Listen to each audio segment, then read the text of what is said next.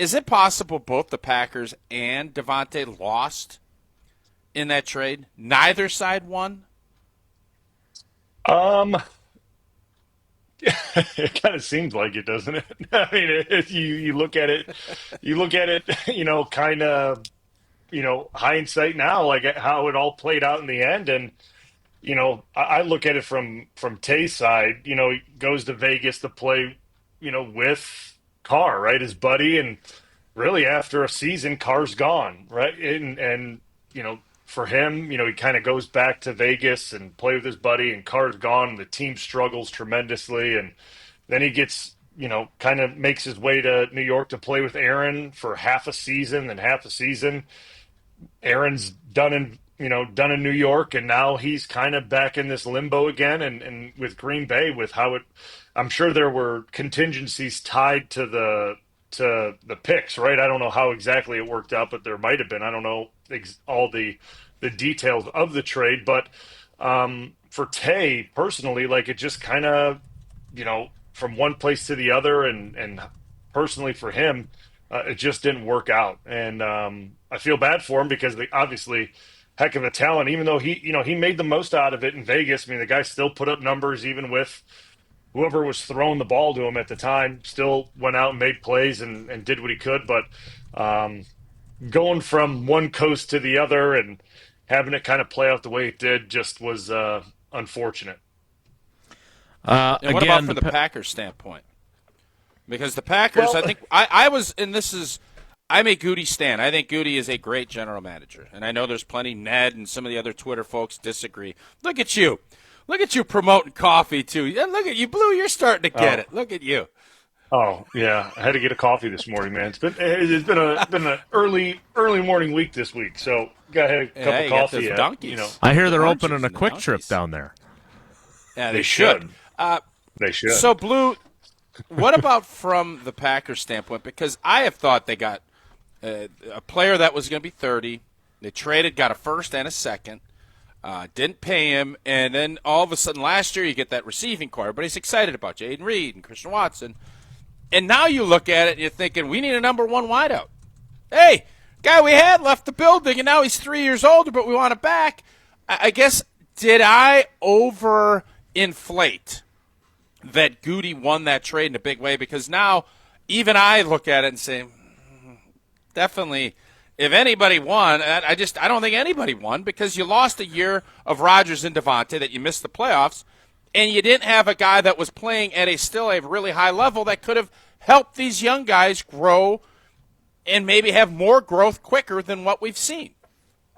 Yeah, I mean, okay, so I guess there's a couple ways to attack that, right? Like, who were the first and second round picks that you took with Davante's selections? So the Packers selected, and by the way, Tausch right now on this is the living, breathing version of that GIF of Alonzo Mourning on the Heat bench, where he's got that Oh, face where he's like this, yeah. and then it dawns on him. Well, wait a minute, that's what's happening right now with him on this trade.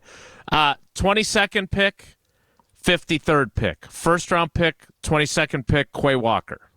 Packers' Okay. own pick that year, obviously Devontae Wyatt. Then they package the Raiders' second round pick, which was 53, and their own, which was 59, to go up to 34 to take Christian Watson. Okay. All right. So you kind of look at how that's panned out, and that just what they've done with those picks that they got from Tay in general, right?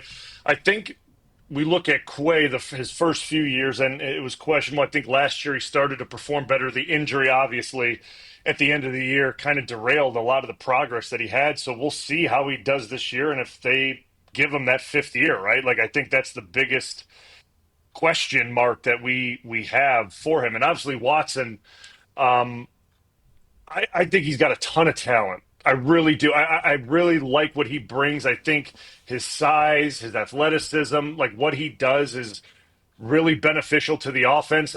Just the knee injury that he suffered late in the year. I mean, Tausch, you've gone through it. I've gone through multiple of them. I just don't know.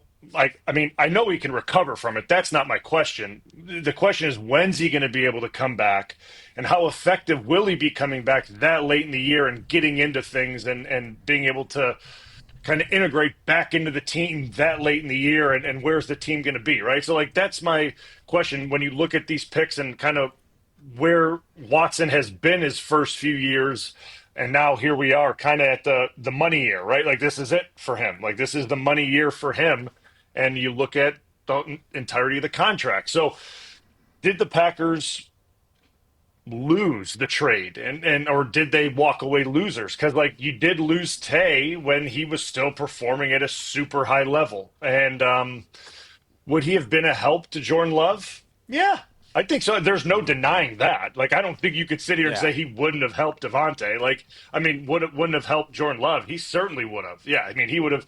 I mean, to have a guy like that plus the young receivers, yeah, I think you would have taken that all the time. I think Goody just looked at it from obviously the draft pick standpoint, the age standpoint, and the financial standpoint. He put it all together, and he went with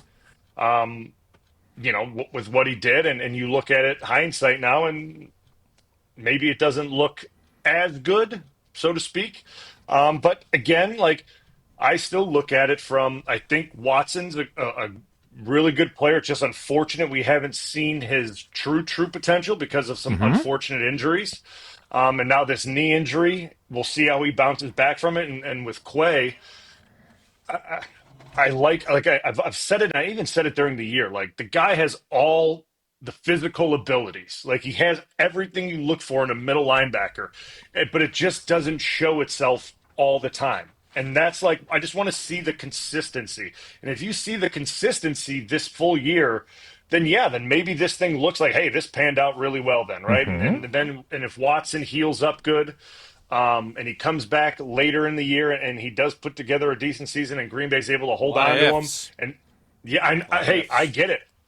And that's the way I'm looking at it too. Like, I can't sugarcoat it and say, I mean, there's no other way to look at it. But when it happened, it's hard to wave goodbye to a receiver that's really, really good and still super productive. It wasn't like the guy was 34, couldn't run, wasn't demanding double teams anymore.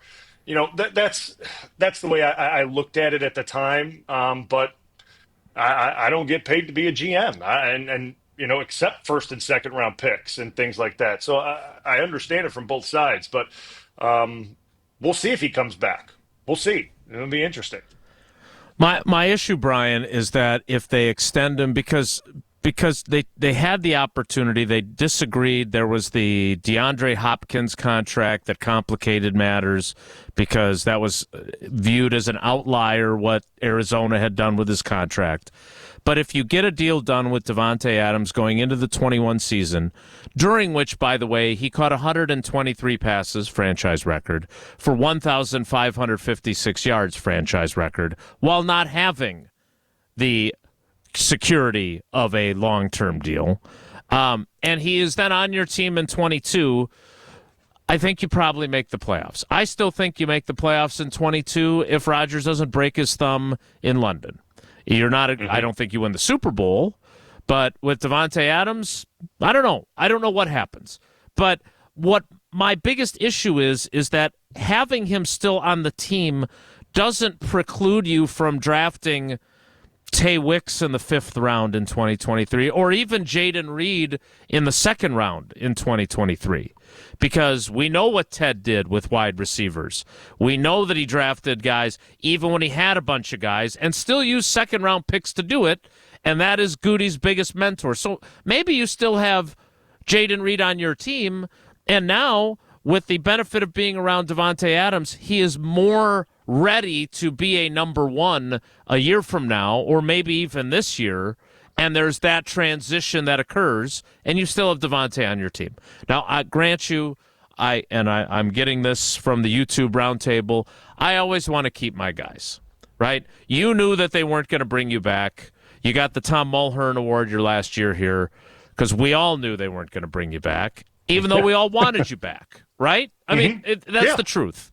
And I am more guilty more often than not of, and I've said this a million times on this show, if I was the GM, our team would be old and we'd have a bunch of injuries and we'd go 4-13 because all the guys that I like were still good players if they were healthy, but age is undefeated. So I understand that my bias factors in here. But Davante is different, and that's the point you just made so well. He was 29, and the general manager said that they did analytic studies on guys that are Hall of Fame caliber and said they were still productive into their 30s. He was calling Davante Adams a Hall of Fame caliber player and then traded him anyway. And to me, that is why, at best, this will turn out to have been a push trade. I don't think, and if that means they both lost to a degree, which I think Tausch has come around to, I would agree with him. Especially if Quay Walker doesn't get significantly better. Correct. I mean, and that what you said about, well, I think people would say, well, then you don't, like you kind of mentioned, well, then you don't draft the wide receivers that we did and all that. That doesn't mean that you wouldn't have drafted those guys. It certainly doesn't mean it, because you mentioned it. They brought in Tay and they brought in Jordy and they brought in Cobb when they had, stacked rooms as it was. So, like, they certainly didn't mind bringing in super talented wide receivers with rooms that were already very talented, right? Like, there was something about Green Bay and always refreshing the ranks and bringing in talented receivers year after year to keep that room super competitive, super hungry, and just very balanced. And that's what they did. So, like, there's no saying that just because they kept Tay wouldn't mean they wouldn't continue to draft and bring in young, good receivers. They would. Because, listen, I mean, there's a reason why Jordy, I'm not saying Jordy was who he was because who he learned from, but he certainly learned things from guys that were older than him. Cobby the same way. Tay the same way. They learned things and picked things up from the guys that were in front of them, and they learned what they learned, picking it up from Aaron, what Aaron liked to do with those receivers. They pick that up and then they do it their way.